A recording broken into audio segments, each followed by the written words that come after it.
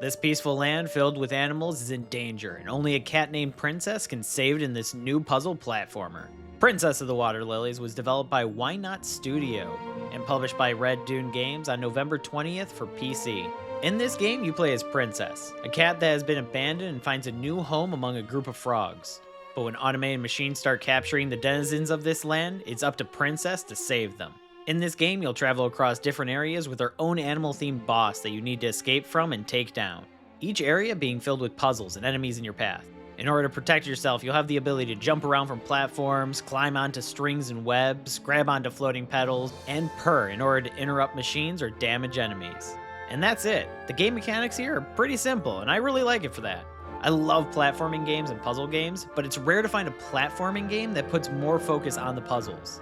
And with Princess of the Water Lilies, all of that focus is going to be on the puzzles. In order to get around the map, you'll need to look at all the elements at play in that area in order to figure it out. Puzzles that make you think about the placement of objects or the order you need to traverse the map. Early on, the puzzles are pretty simple, with it mostly being some platforming, with new mechanics being introduced up until the final area of the game, like different enemies that'll come after you, or machines that'll create bubbles of poison that you need to disrupt. There's a large variety of different puzzles you'll come across.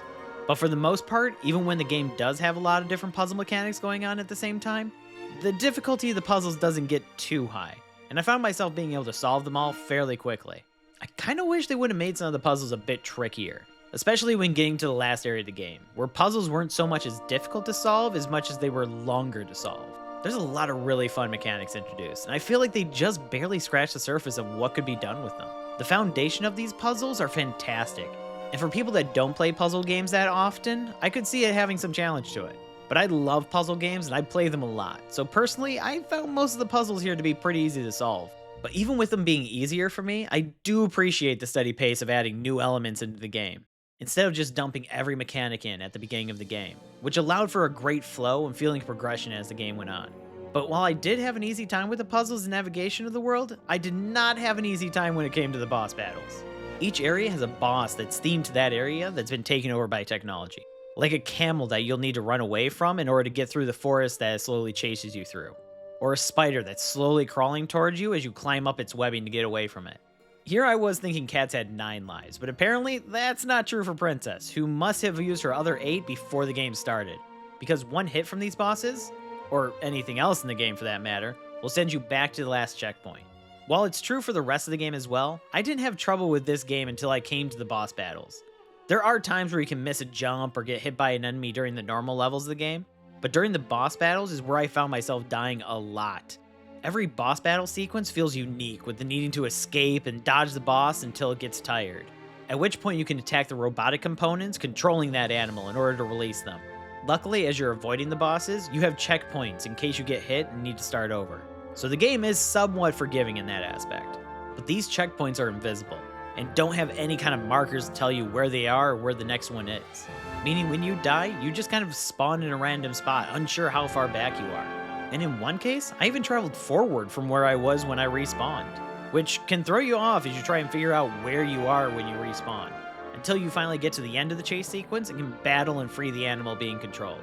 Which the battles do sometimes feel a little bit out of place with the rest of the game being an explorative puzzle platformer, but somehow the controls still really hold up during these battle sequences.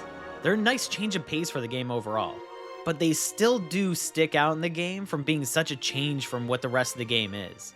And whether you take that as a good or bad thing though, could be up for debate, because the change of pace can be refreshing, but it is a little bit jolting at times. But aside from all that, something else that needs to be noted is how nice this game looks. The art style of Princess of the Water Lilies is fantastic, with different color palettes used for each area. I love the background that looks like they were painted with watercolors, and then the bright colors that fill the foreground.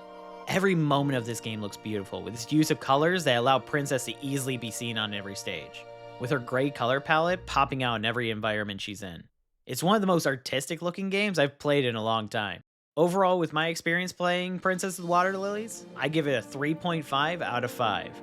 The game has some really great controls for the platforming and boss battles, and the puzzles are fun to go through and solve in each area, especially as they bring new mechanics and ways to solve the puzzles it throws at you, slowly building up the mechanics in each area, culminating in the final area of the game, and with an art style I absolutely love. There's a lot I liked about this game. even some of the small details. For example, in order to take out the poison machines in the water, you need to plug them with seaweed. And when Princess is carrying seaweed, it looks like a little mustache. At least to me, which makes me laugh a little bit whenever I saw it. To me, I just wish the puzzles got a little bit harder, or there were some more challenges in the game to go through. The game as it stands is just a little bit too easy for me. The only real challenge I had was with some of the boss battles, which can still be beaten once you get a good groove going to fighting them. But I do have to appreciate the game for its relaxing experience I had with it. I would have almost counted this as a cozy game if it wasn't for the boss battles that do require a bit more attention to get through them. But that's just my experience while playing Princess of the Water Lilies. And if you like this review and want to see more, click that subscribe button. And check out our other reviews that we've made on this channel, and check out the other games that we've played. If you have suggestions for other games you think we should play, let us know as well.